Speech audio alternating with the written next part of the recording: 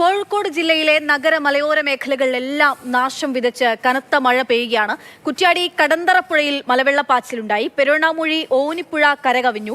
ബാലുശ്ശേരി തലയാട് റോഡിന് സമീപത്ത് മലയിടിഞ്ഞു. കോടഞ്ചേരി ഈരൂട് റോഡിൽ മണ്ണിടിച്ചിലിനെ തുടർന്ന് ഗതാഗതം തടസ്സപ്പെട്ടു. താമരശ്ശേരിക്ക് സമീപത്ത് പൂനൂർ കട്ടിപ്പാറ റോഡിൽ സ്വകാര്യ ബസ് വെള്ളക്കെട്ടിൽ കുടുങ്ങി. നഗരമേഖലകൾ വെള്ളക്കെട്ടിൽ ആയിരിക്കുന്ന സ്ഥിതിയുണ്ടാകുന്നു. കോഴിക്കോട് പെരുവയൽ കുറ്റിക്കാട്ടൂരിൽ വീടിന്റെ മേൽക്കൂര തകർന്നു വീണു. ശബ്ദം കേട്ടതോടെ വീട്ടുകാർ പുറത്തേക്ക് ഇറങ്ങി ഓടുകയായിരുന്നു.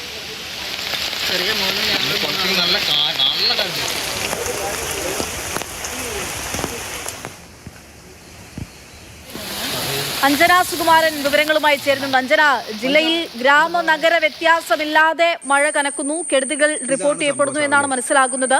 എവിടെയൊക്കെയാണ് ഇപ്പോൾ ഗുരുതരമായിട്ടുള്ള സ്ഥിതി ഉണ്ടാകുന്നത്? എവിടങ്ങളിലൊക്കെ കൂടുതൽ ക്യാമ്പുകൾ തുറക്കേണ്ടുന്ന അവസ്ഥയുണ്ട്? എങ്ങനെയാണ് ജില്ലാ ഭരണകൂടത്തിന്റെ ക്രമീകരണങ്ങളൊക്കെ? നിലവിൽ വിലങ്ങാട് ക്യാമ്പാണ് തുറന്നിട്ടുള്ളത്. അവിടെ 93 കുടുംബങ്ങളിലായി 142-ലേറെ പേർ ഈ ക്യാമ്പിൽ രജിസ്റ്റർ ചെയ്ത് അവിടെ താമസിക്കുന്നുണ്ട്. ഈ മലയോര നഗര വ്യത്യാസമില്ലാതെ തന്നെയാണ് മഴ ശക്തി പ്രാപിച്ചിരിക്കുന്നത്. കൂടുതൽ മഴക്കെടുതികൾ ഉണ്ടായിരിക്കുന്നത് അത് മലയോര മേഖലയിൽ തന്നെയാണ്. മലയോര മേഖലകളിൽ തന്നെയാണ് ഇന്നലെ രാത്രി മുതൽ അതിശക്തമായ മഴ തുടരുന്നതും. ഈ താമരശ്ശേരി, നാദാപുരം, കുറ്റ്യാടി മേഖലകളിലൊക്കെ വലിയ മഴയായിരുന്നു ഉണ്ടായിരുന്നത്.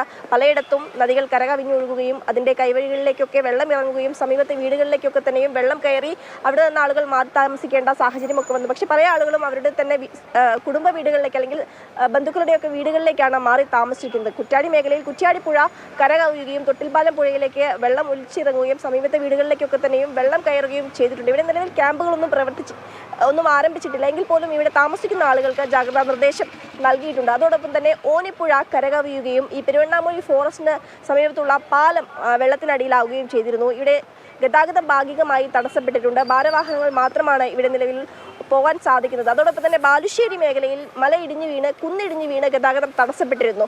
ഹിറ്റാച്ചിയൊക്കെ ഉപയോഗിച്ച് അവിടെ ഇപ്പോൾ ഗതാഗതം പൂർവ്വസ്ഥിതിയിലേക്ക് ആക്കിയിട്ടുണ്ട്. അതോടൊപ്പം തന്നെ ഈ കുറ്റിക്കാട്ടൂർ മേഖലയിൽ ചെറിയ നാശനഷ്ടങ്ങളൊക്കെ ഉണ്ടായിട്ടുണ്ട്. കനത്ത മഴയിലും കാറ്റിലും ഈ മരങ്ങളൊക്കെ ഒടിഞ്ഞു വീണ് വീടിൻ്റെ മുകളിലേക്ക് വീണ് നാശനഷ്ടങ്ങൾ ഉണ്ടായിട്ടുണ്ട്. ഒരു വീടിൻ്റെ കോൺക്രീറ്റ് പാളി ഇടിഞ്ഞു വീഴുകയും ചെയ്തിരുന്നു. മറ്റൊരു വീടിൻ്റെ മേൽക്കൂര ഇടിഞ്ഞു വീഴുകയും ചെയ്തിട്ടുണ്ട്. അവിടെ ആ വീട്ടിൽ ആൾതാമസം ഉണ്ടായിരുന്നു. ഓടിട്ട വീടായിരുന്നു അത്.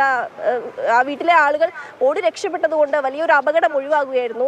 ഈ വീട്ടിലെ ഉപകരണങ്ങളൊക്കെ, അതായത് വീട്ടുപകരണങ്ങളൊക്കെ തന്നെയും ഈ മേൽക്കൂര ഇടിഞ്ഞു വീണതിനെ തുടർന്ന് കേടുപാടുകൾ സംഭവിച്ചിട്ടുണ്ട്. പഞ്ചായത്ത് അംഗങ്ങളൊക്കെ അവിടേക്ക് എത്തി അവർക്ക് വേണ്ട മറ്റ് ഷെൽട്ടർ ഒരുക്കി നൽകാമെന്നുള്ള ഉറപ്പും നൽകിയിട്ടുണ്ട്. ഏതായാലും ജില്ലയിൽ ഇപ്പോഴും മഴ കനക്കുകയാണ്. ഒരുപക്ഷെ ഇതുപോലെ മഴ തുടരുകയാണെങ്കിൽ കൂടുതൽ ദുരിതാശ്വാസ ക്യാമ്പുകൾ ജില്ലയിൽ പ്രവർത്തനം ആരംഭിക്കേണ്ടി വരും. അതോടൊപ്പം തന്നെ കക്കയം ഡാമിൽ ക്രമാതീതമായി ജലനിരപ്പ് ഉയർന്നിട്ടുണ്ട്. 755 മീറ്ററിന് മുകളിലാണ് നിലവിലെ ജലനിരപ്പ്. അതോടൊപ്പം തന്നെ ബ്ലൂ അലേർട്ട് നൽകിയിട്ടുണ്ട്. കൂടുതലുള്ള ജലം ഒഴുക്കി വീഴുമെന്നുള്ളതാണ് അധികൃതർ അറിയിച്ചിരിക്കുന്നത്. ഏതായാലും വരും മണിക്കൂറുകളിലും രാത്രിയിലും മഴ ഏതായാലും കനക്കുമെന്നുള്ളതാണ് നിലവിൽ അറിയിപ്പ് ലഭിക്കുന്നത്.